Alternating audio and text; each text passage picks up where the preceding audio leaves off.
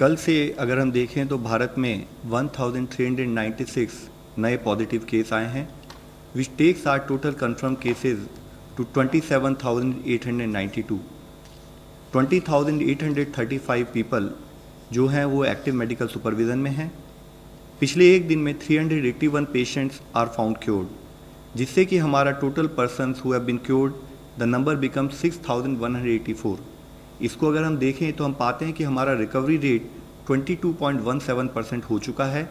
And the positive news is कि हम देख रहे हैं कि प्रोग्रेसिवली हमारे रिकवरी रेट में इजाफा हो रहा है, हमारा रिकवरी रेट बढ़ रहा है। 16 डिस्ट्रिक्ट हैं देश के जहां पर कि पिछले 28 दिनों से कोई केस रिपोर्ट नहीं हुआ है। इन डिस्ट्रिक्ट्स में 3 नए डिस्ट्रिक्ट्स ऐड हुए हैं। अगर आप देखें 24 अप्रैल से अब तक में, वह है गोंदिया महाराष्ट्र में, देवनगिरी कर्नाटक में, लखीसराय बिहार में।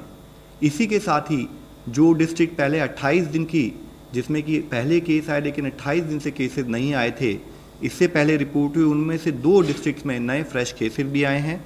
वह है पीलीभीत उत्तर प्रदेश में और एसपीएस डिस्ट्रिक्ट पंजाब के अंदर। टोटल ऐसे 85 डिस्ट्रिक्ट हैं 25 स्टेट्स और यूनियन टेरिटरीज में, जहां पर कि पिछले 14 दिनों से कोई केस रिपोर्ट नहीं हुआ है। यह हम लोगों को जानना होगा, फॉलोअप करना पड़ेगा कि हम अपनी विजिल को कॉन्स्टेंटली उसी मोमेंटम से बनाए रखें ताकि इन डिस्ट्रिक्ट की संख्या बढ़े और इन डिस्ट्रिक्ट में कोई नया केस ना आए।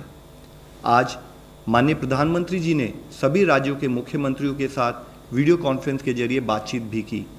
उन्होंने राज्य के मुख्यमंत्री से कहा कि वह सजग रहें, सचेत रहें। रेड जोन और ऑरेंज जोन में पड़ने वाले सभी जिलों में सख्ती रखते हुए chain of transmission of virus इसको ब्रेक किया जाए। ग्रीन जोन में ज़िला एडमिनिस्ट्रेशन सर्विलेंस पर फोकस रखते हुए अलर्ट रहे ताकि उस जिले में यह संकट प्रवेश न करे। कोरोना ग्रसित होना कोई स्टिग्मा नहीं है। जितनी जल्दी सच्चाई का सामना होगा उतनी जल्दी ही और उतने ही अप्रोप्रिएट तरीके से उसका समाधान होगा। एक मुख्य अंश के रूप में माननीय प्रधानमंत्री जी ने ये भी कहा कि इस समय में अन्य आरोग्य सुविधाएं जैसे कि डायलिसिस, अन्य बीमारियां, उनके ट्रीटमेंट आदि में भी कोई ढिलाई ना होने दें। परंपरागत मेडिकल व्यवस्था सुचारू रूप से चलती रहे। रेड जोन से ऑरेंज जोन, ऑरेंज जोन से ग्रीन जोन में जिले को ट्रांसफॉर्म करना ही हमारा मंत्र होना चाहिए। आज इसी संदर्भ में आप लोगों को मैं एक और मुख्य विषय के बारे में बताना चाहूँगा।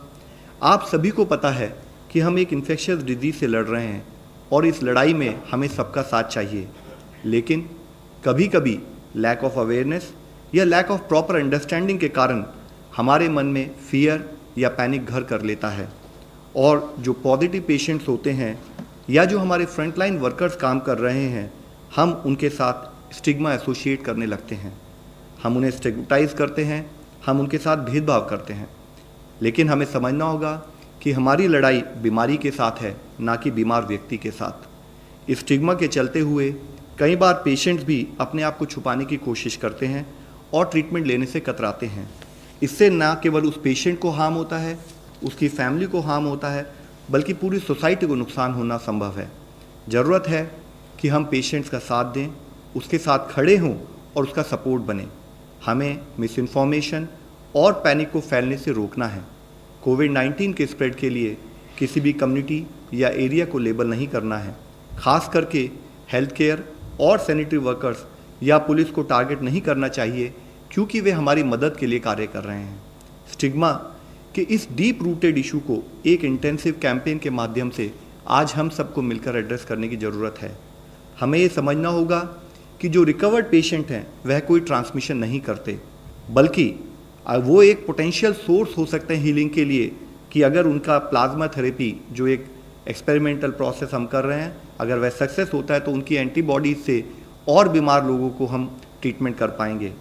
आज ज़रूरत है कि हर यूथ ग्रुप, हर एनजीओ, हर सेल्फ हेल्प ग्रुप, हर पंचायत लीडर, ग्रास रूट में काम करने वाला हर मनुष्य वह खड़ा हो, वह आगे आए और कम्युनिटी में इस बिहेवियरल चेंज के लिए हम सब मिलकर प्रयत्न करें।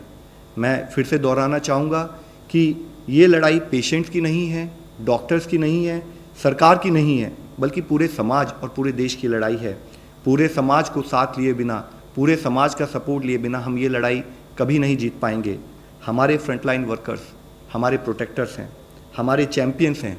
हमें उनके साथ भेदभाव नहीं करना है, तो क्योंकि नहीं तो फिर हमारी रक्षा कौन करेगा।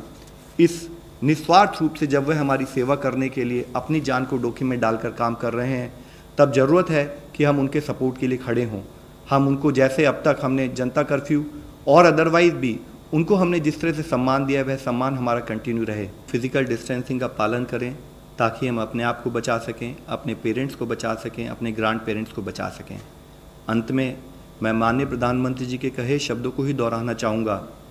कोविड-19 does not see race, religion, colour, caste, creed, language, or borders before striking.